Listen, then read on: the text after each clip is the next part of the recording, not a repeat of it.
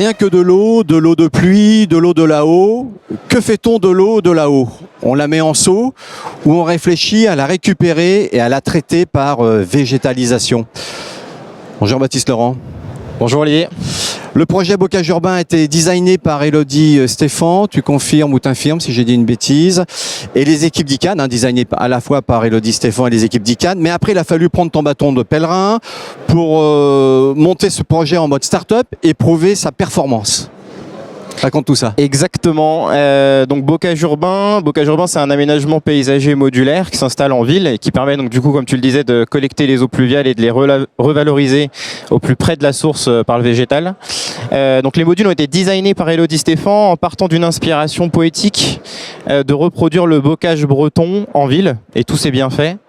Et à partir de là, en fait, on est parti de ce concept pour se dire, tiens, dans le panorama, dans le marché des solutions qui traitent l'eau, aujourd'hui on voit des toitures végétalisées, on voit des bassins de rétention, on voit des puits d'infiltration qui naissent dans les villes.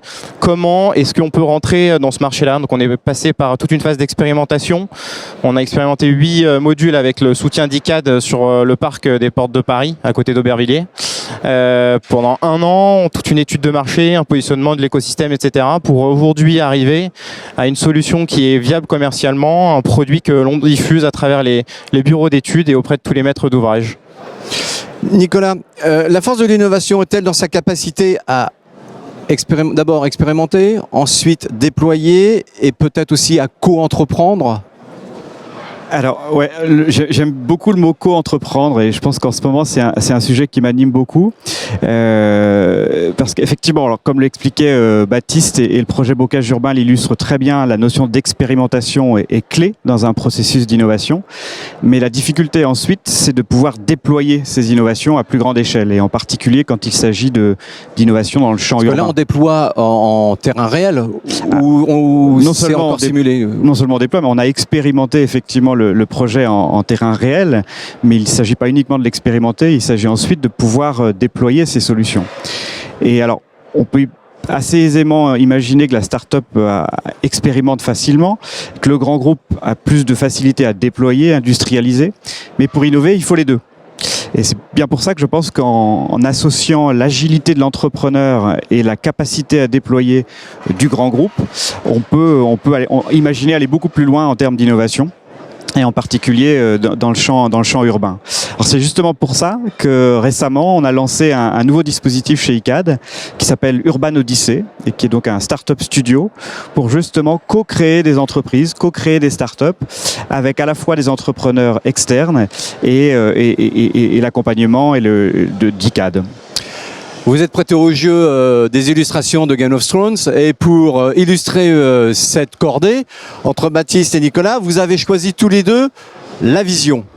Alors, Baptiste, pourquoi la vision dans le cadre de en fait, la vision, Urbain, pour moi, dans le cadre de Bocage Urbain et puis du partenariat en fait avec ICAD qui a donné naissance à ce projet innovant. Pour moi, ce qui est en fait ultra important, c'est que quand on se dit, quand on crée une start-up, dans l'ADN d'une start-up, il faut aller vite, on le sait, mais c'est pas n'importe comment. Il faut aussitôt qu'on a une idée, il faut pouvoir l'expérimenter, il faut pouvoir la tester, il faut pouvoir mesurer ce qu'on fait et pouvoir itérer, entrer dans ce cercle vertueux.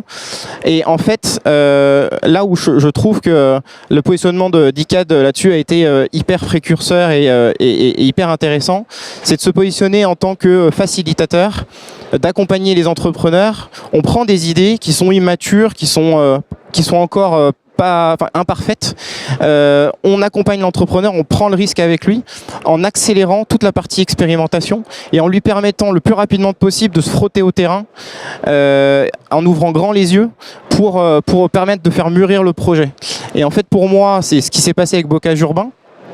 Et en fait, l'accompagnement entre, comme le disait Nicolas, entre une grosse structure qui va permettre, dans un marché qui a des process et des cycles de vente qui sont très longs, qui va permettre rapidement de tester le produit sur le terrain, va faire en sorte qu'on va sortir beaucoup plus rapidement une innovation pour la ville de demain.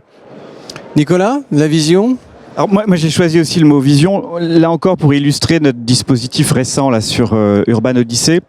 Parce que ce qui nous a animés en lançant ce dispositif, c'est justement la vision que demain, on aura plus d'un côté les startups, de l'autre les grands groupes, mais c'est bien en associant les deux et cette co-création de startups qu'on arrivera à déployer à plus grande échelle des innovations.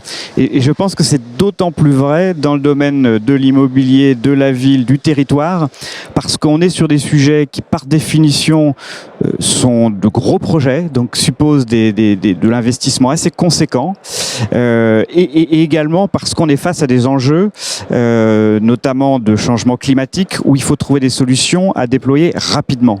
Donc je pense que c'est en alliant ces deux forces qu'on arrivera à faire des choses plus concrètes prochainement. Dernière question croisée, Nicolas, on commence par toi. La PropTech peut-elle engendrer de l'impact social ?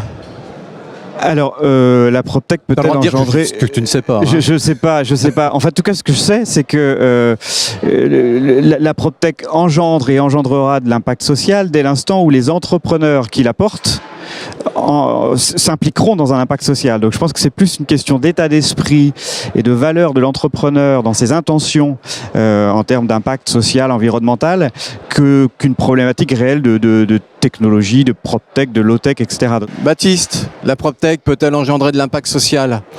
Moi, j'ai envie de dire, alors bien évidemment, oui, la PropTech, il y a énormément de projets qui permettent de générer de l'impact social en créant de l'inclusion, en reconnectant les citoyens avec leurs services, les services publics, en co-créant de l'immobilier. Enfin, on a un projet, par exemple, au Startup Studio sur cette thématique. Mais ce que j'ai envie de dire, c'est plus largement, je pense que il faut pas juste se focaliser sur les nouvelles technologies. De manière générale, c'est l'innovation qui est complètement systémique, qui permet à terme, générer de l'impact social. Merci Baptiste, merci Nicolas pour cette cordée ICANN, on va dire. Merci Olivier. Nous venons de faire quelques pas dans cette odyssée urbaine. La suite sera remplie d'expériences et d'événements extraordinaires avec les équipes d'ICAGE et de Bocage Urbain. Souriez, vous êtes du voyage.